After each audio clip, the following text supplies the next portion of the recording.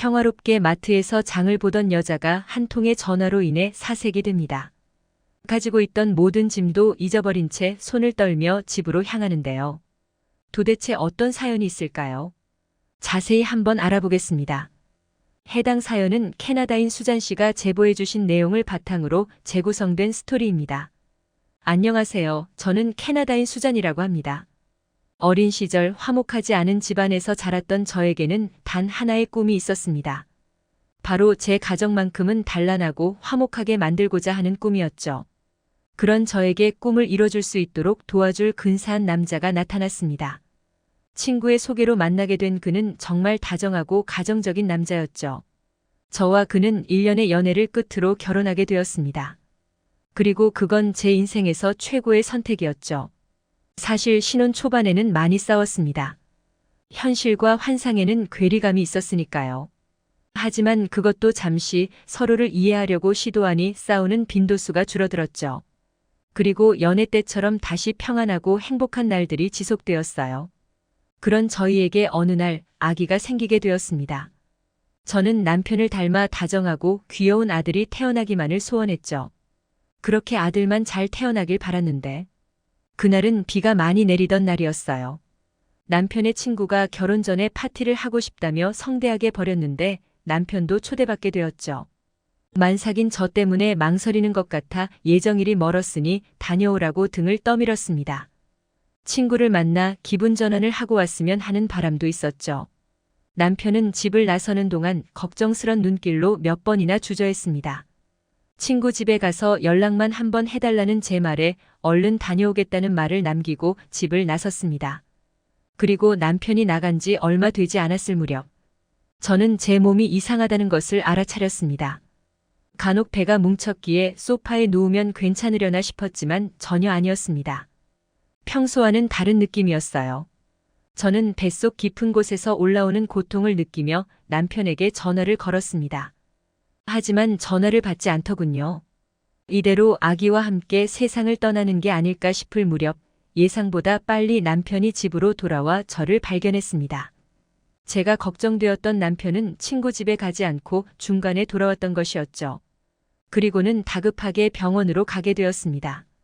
병원에 도착하자마자 저는 분만실로 향해야 했고 10달을 채우지 못한 아기는 인큐베이터에 들어가야만 했죠. 저는 모든 것이 제 탓인 것만 같았어요. 제가 건강하지 않기 때문인지 좋은 것을 더 먹어줬어야 하는 건지 온갖 생각들이 가득했죠. 태어난 아기 걱정으로 뜬 눈으로 밤을 지새우기도 했습니다.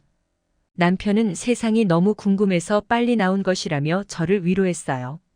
하지만 제 자책은 사라지지 않았죠. 이대로 아기가 저를 떠날까봐 너무 걱정이 되었습니다. 다행스럽게도 아기는 생명의 끈을 놓지 않았어요. 함께 퇴원을 할 정도로 좋아졌죠. 어렸을 때는 몸이 약하더라도 크면서 건강해지는 일은 많으니까 괜찮을 것이라고 믿었습니다. 아들인 마크를 위해 몸에 좋다는 것은 다 먹여봤던 것 같아요. 하지만 마크는 여전히 몸이 약한 채로 커갔죠. 남들이 흔히 하는 달리기도 조금밖에 안 뛰었는데 숨을 헐떡일 만큼 힘들어하고는 했어요. 학교도 체력이 약해서 빠지기 일쑤였죠. 그래서 마크는 친구가 많지 않았습니다. 주변 사람들은 체력을 기를 수 있도록 운동시켜보는 것은 어떠냐고 했었죠. 그 말에도 일리가 있었지만 마크는 조금이라도 무리했다 싶으면 다음 날 바로 티가 나서 운동을 시킬 생각은 전혀 하지 못했습니다. 더군다나 끈기도 약한 편이라서 한 가지 일을 길게 해본 적도 없었죠. 그러던 중 마크의 학교에 전학생이 왔다는 소식을 들었습니다. 한국인 여학생이라고 하더군요. 별로 관심을 두지 않았는데 마크는 집에 올 때마다 그 여학생의 이야기를 하고는 했습니다. 자신에게 말을 걸어주고 상냥하다면서요. 지금 생각해보면 그 여학생을 좋아했던 것이 아닐까 싶네요. 그렇게 그 소녀에 대한 이야기를 멈추지 않던 마크가 갑자기 태권도장을 다니고 싶다고 했습니다. 태권도가 뭔지 몰라 검색해보니 한국의 무술이더군요. 누가 괴롭히나 싶어 물어봤더니 자신도 운동을 해야 건강해질 것 같다고 했습니다. 우선 알겠다며 알아보겠다는 말로 마크를 진정시키려고 했죠. 그러자 집 근처에 있다고 하면서 꼭 다니고 싶다고 했습니다. 그 이야기는 저녁 식사 자리의 주제로 떠올랐죠. 남편은 마크의 생기 있는 눈동자를 보고 수락하게 되었습니다. 제 걱정을 가득 안은 채 마크는 태권도장을 다니게 되었습니다. 관장님께는 미리 마크의 체력이 좋지 않으니 무리하게 운동을 시키지 말기를 부탁드렸습니다. 하얀 도복을 입은 마크는 정말 무술을 연마하는 사람처럼 보이더군요. 막상 눈으로 그 장면을 보니 태권도를 보내길 잘했다는 생각이 들었습니다. 태권도장에서 돌아오는 마크는 날이 갈수록 달라졌습니다. 눈빛에 생기가 돌기 시작했죠. 예전에 비해 밥도 많이 먹고 웃음도 많아졌습니다. 태권도복이 편하다면서 항상 그것만 입으려고도 했고요. 제일 달라진 점은 학교를 꾸준히 나갈 수 있을 정도로 체력이 좋아졌다는 겁니다. 공부를 할 체력도 올랐는지 자연스럽게 성적도 높아졌습니다. 저는 건강하기만을 바라며 태권도에 보낸 것인데 부가적으로 올라가는 것이 있으니 너무 신기하더군요. 신체가 건강하면 마음도 건강해진다는 말이 생각날 정도였죠. 달라진 마크의 모습이 좋으면서도 한편으로는 태권도장에서 합법적인 교육을 한 것이 맞나 싶었습니다. 운동이니까 말을 듣지 않으면 무력으로 제압하는 것이 아닌가 싶었거든요. 제 생각을 뒷받침이라도 하듯이 마크의 몸에 작은 멍들이 생겨났습니다. 처음에는 잘못 봤거나 운동을 하면서 그럴 수 있다고 생각했는데 지속되니 걱정이 되더군요. 그렇게 걱정만 늘어가고 어떠한 행동도 하지 못하고 있을 때 같은 태권도장을 보내는 엄마를 만나게 되었습니다. 저녁 식사 재료를 위해 마트에 갔다가 만나게 되었는데 간단한 이야기를 하고 있던 도중 하나의 소문을 이야기하더군요. 태권도장에서 아이들을 때리면서 알려준다는 것이었죠. 더군다나 요즘 들어 자신의 아이가 팔에 멍이 많이 들어온다고 하더군요. 저는 그 말에 동의를 하며 마크도 다리나 팔에 멍이 많이 들었다고 했습니다. 저희 둘은 갑자기 불안해져서 서로의 눈을 마주할 수밖에 없었죠. 그때 제 핸드폰이 울렸습니다. 확인해보니 태권도장이었죠. 관장님이 혹시 태권도장에 저녁에 올 수 있냐고 물었습니다. 제가 무슨 일이냐 물어보니 아이가 싸웠다고 하더군요. 저는 가슴이 철렁하고 내려앉는 느낌을 받았습니다. 다른 사람도 아니고 그 약하디 약한 마크가 싸움을 했다니. 믿을 수가 없었죠. 하지만 반발하지 않고 알겠다는 대답을 했죠. 저는 너무 당황스러워 그 엄마에게 인사도 하지 않고 집으로 돌아갔습니다. 저에게는 저녁 식사가 중요하지 않게 되었습니다.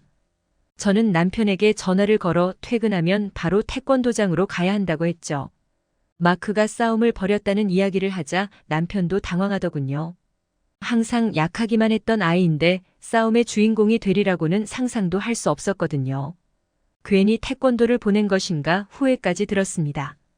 저희는 가장 격식 있는 옷을 입고 태권도장으로 향했어요. 어떤 상황이 벌어질지 감이 서지 않아 긴장했습니다.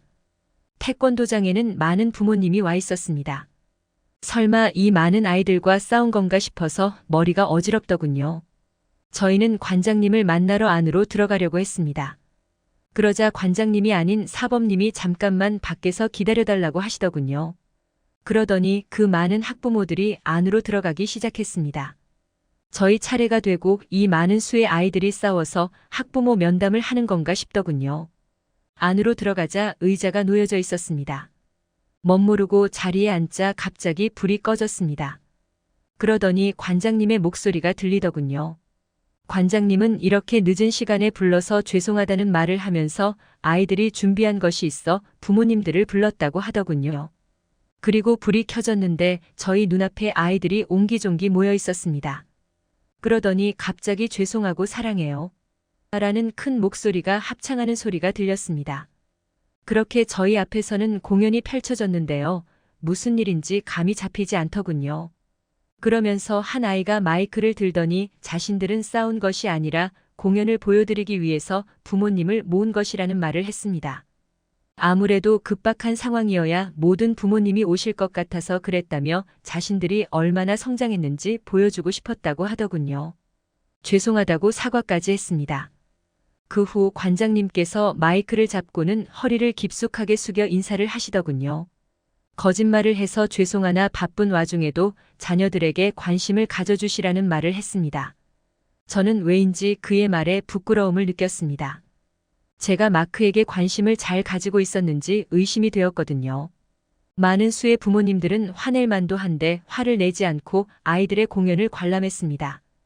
품새 같은 것이라든가 격파라든가 다른 아이들보다 약하다고 생각했던 저희 마크도 격파도 하고 다른 아이들과 똑같이 움직이더군요.